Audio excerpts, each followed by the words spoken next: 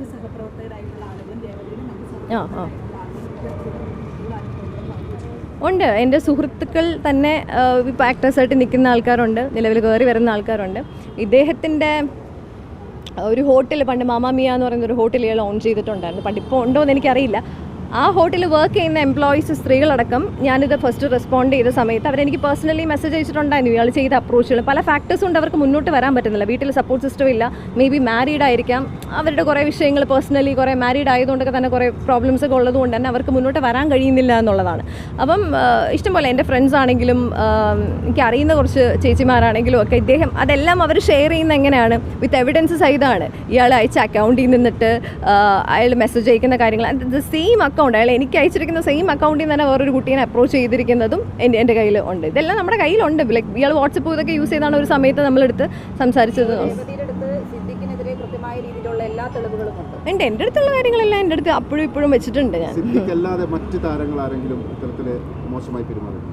ഉണ്ട്, ഇഷ്ടംപോലെ. അത് പറയാൻ തുടങ്ങുകയാണെങ്കിൽ കുറേ ഉണ്ട്. നമ്മൾ ഒരു സമയത്ത് നമുക്കിങ്ങനെ ഒരാൾ മാത്രം നമ്മളോട് ഇങ്ങനെ ബിഹേവ് ചെയ്തപ്പോൾ നമ്മൾ വെച്ചാൽ ഒരാൾ മാത്രമായിരിക്കും, ബേബി ബാക്കിയുള്ള ഇൻഡസ്ട്രിയിലൊക്കെ നല്ലവരായിരിക്കും, കൊച്ചുകുട്ടിയാണ്, ഒന്നും അറിയത്തില്ല.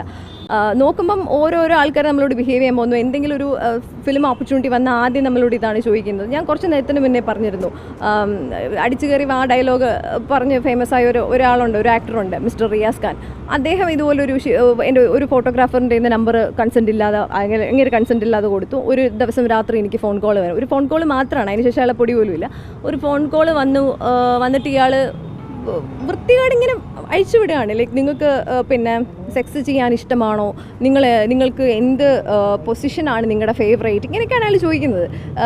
എനിക്ക് സത്യം പറഞ്ഞാൽ എന്ത് റെസ്പോൺസ് ചെയ്യണമെന്നല്ല, മേ ബി ചോദിക്കാം, ഫോൺ വെച്ചിട്ട് പോയാൽ പോരെ. പക്ഷേ അങ്ങനെ അല്ല. ആ ഒരു ഏജിൽ ഞാൻ ഷോക്ക്ഡായിട്ട് ഫോൺ ഇങ്ങനെ വെക്കാണ്ട് ഇങ്ങനെ ഇരിക്കുകയാണ്, എന്തായത് സംഭവിക്കണം. അപ്പം കുറച്ച് കഴിഞ്ഞിട്ട് ഹി വാസ് സേയിങ്, ഓക്കെ നിങ്ങൾക്ക് ഇൻട്രസ്റ്റ് ഇല്ലെങ്കിൽ കുഴപ്പമില്ല, ഞാൻ കൊച്ചിയിൽ 9 ഡേയ്സിനുണ്ട്, നിങ്ങളുടെ ഫ്രണ്ട്സോ ആരെങ്കിലും ഇവിടെ ഉണ്ടെങ്കിൽ അവരെങ്കിലും ഒപ്പിച്ച് തന്നാൽ മതി, ഇത് സോക്കോൾ ഒപ്പിച്ച് തന്നാൽ മതി എന്നുള്ള രീതിയിലാണ് അയാൾ സംസാരിച്ചത്. ഇതുപോലെ എത്രയോ ആൾക്കാർ, ചില പ്രൊഡക്ഷൻ കൺട്രോളേഴ്സ്, ഫിലിം എല്ലാം ഓക്കെ ആയിട്ട് ലൈക്ക് വിളിച്ചിട്ട് ഇതുപോലെ നിങ്ങൾ കുഴപ്പമൊന്നുമില്ല, നിങ്ങൾക്ക് ഒന്ന് വേറെ ആരുമില്ല, ഒന്ന് ജസ്റ്റ് ഡയറക്ടറുമായിട്ട് സ്ക്രിപ്റ്റ് റൈറ്ററായിട്ട് എഡിറ്ററായിട്ട് ഇങ്ങനെ ലിസ്റ്റ് ഇങ്ങനെ വരും. See we have to sleep with all these men എന്ന് പറഞ്ഞിട്ട് ആ സമയമൊക്കെ എത്തിയപ്പോൾ എനിക്ക് മനസ്സിലായി ഇവിടുത്തെ ഒരു സ്വഭാവം. ഓക്കെ, ഇതെന്താണ് എന്നുള്ള ഒരു കൈൻഡ് ഓഫ് വല്ലാത്തൊരു മാനസികാവസ്ഥയിലും കൂടെ ഞാൻ പോയി. കാര്യം ഒരു ഓപ്പർച്യൂണിറ്റി ഗ്രാബ് ചെയ്യാൻ പറ്റുന്നില്ല.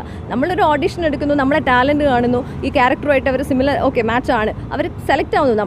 അതിനുശേഷം അവർ നമ്മൾ വെക്കുന്ന ഡിമാൻഡുകളും അല്ലെങ്കിൽ അതിന് മുന്നേ നമ്മൾ വെക്കുന്ന ഡിമാൻഡുകളും ഒക്കെ നോൺസെൻസ് അല്ലേ ഇതെല്ലാം.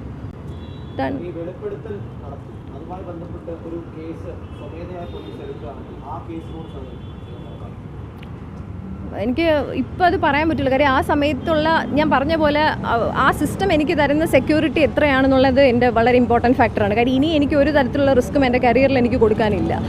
ഞാൻ കുറച്ചുകൂടെ ഞാനിപ്പോൾ കരിയർ ഓറിയൻറ്റഡ് ആണ്. അപ്പോൾ അതുകൊണ്ടൊക്കെ തന്നെ എൻ്റെ മനസമാധാനവും അവർ തരുന്ന ഒരു സെക്യൂരിറ്റി എന്താണ്, ഞാൻ ഇറങ്ങിക്കഴിഞ്ഞാൽ വീണ്ടും എനിക്ക് വേറെ പല പ്രശ്നങ്ങളിലും ബ്ലോക്ക് വരാൻ എനിക്കിനി എന്നെ അനുവദിക്കാൻ പറ്റത്തില്ല. സോ അതൊക്കെ ഈസ് ആയിട്ടുള്ളൊരു പ്ലാറ്റ്ഫോമാണോ അവരെനിക്ക് തരുന്നത് എന്നുള്ളതും കൂടെ ഞാൻ മുഖ്യമന്ത്രി ഉൾപ്പെടെ പറയുന്നുണ്ട്, പിന്നെ പരാതിക്കാർ വന്നാൽ അവർക്ക് എല്ലാ സംരക്ഷണവും അവർക്ക് എല്ലാ നീതിയും വാങ്ങിച്ചു കൊടുക്കാൻ സർക്കാർ ഉണ്ടാവും എന്ന് പറയുന്നുണ്ട്. അവർ പറയും, പക്ഷേ ഈ പറയുന്ന പോലെ നമ്മൾ ഈ ഇറങ്ങുമ്പോൾ ഈ പറയുന്ന ഒരു മനുഷ്യനും കാണൂല എന്നുള്ളതാണ്. അപ്പം ആ ഒരു സംഭവം, ഒരു സർവൈവൽ, അങ്ങനത്തെ ഒരു ഭയം ഉണ്ടാവാതെ ഇരിക്കുക എന്നുള്ള ഒരു ഉത്തരവാദിത്വം അവർ കൃത്യമായിട്ട് അത് കമ്മ്യൂണിക്കേറ്റ് ചെയ്യും, കൃത്യമായിട്ട് നമ്മൾ ഇംപ്ലിമെൻറ്റ് ചെയ്യും, ആക്ഷൻസിൽ ഇവിടെ കാണണം. അല്ലാതെ കുറേ ഇറങ്ങിയതാണ്, ഇഷ്ടംപോലെ കേസ് കൊടുത്തതാണ്, ഒരിടത്ത് പോയപ്പോഴും ഒരു സ്റ്റേഷൻ സത്യം പറഞ്ഞാൽ പോലീസുകാർക്ക് പലപ്പോഴും അബ്യൂസ് എന്താണെന്നറിയില്ല. ഇമോഷണൽ അബ്യൂസ് എന്ന് ഒരു വ്യക്തിയുടെ അടുത്ത് ഞാൻ ഒരു സീനിയർ ഓഫീസറിൻ്റെ അടുത്ത് ഞാൻ FIR ഇതുമായിട്ട് ബന്ധപ്പെട്ട് ഞാനിങ്ങനെ ഇമോഷണൽ അബ്യൂസ് എന്നൊക്കെ പറഞ്ഞ് ഞാൻ പറയണം. And he was like, emotional abuse ആണല്ലേ, അപ്പോൾ കയറി പിടിച്ചിട്ടൊന്നുമില്ല. ഇത്രയുള്ള ദെയർ നോളജ് ഓഫ് ഈ പറയുന്ന ഹറാസ്മെൻറ്റ്, ഇതിൻ്റെയൊക്കെ ഒരു നോളജ് എന്ന് പറയുന്നത് ഒന്നുമില്ല, 0ൻ്റെ താഴെയാണ്, മൈനസാണ്.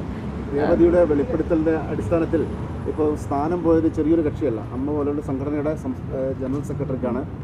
കേരളത്തിലൊരു പ്രധാന നടനാണ്, വലിയൊരു കോക്കസിൻ്റെ ഭാഗമാണ്, പവർ ഗ്രൂപ്പിൻ്റെ ഭാഗമാണ്. രേവതി അത്രയൊന്നും ഇല്ലാത്ത ഒരാളാണ്. അപ്പോൾ ഇനി ഏത് തരത്തിലുള്ള ഭീഷണികൾ എങ്ങനെയാണ് നേരിടാൻ ഉദ്ദേശിക്കുന്നത്? ഇല്ല, ഞാൻ പറഞ്ഞില്ല ഇന്നലെ, I have nothing to lose. ഞാൻ അതിനെക്കുറിച്ച് ഞാൻ പറഞ്ഞുകൊണ്ടേയിരിക്കും, ഞാൻ മരിക്കുന്നവരെ ഞാൻ പറഞ്ഞുകൊണ്ടേയിരിക്കും. എനിക്കൊന്നും നഷ്ടപ്പെടാനില്ല. എന്നുള്ളതാണ്.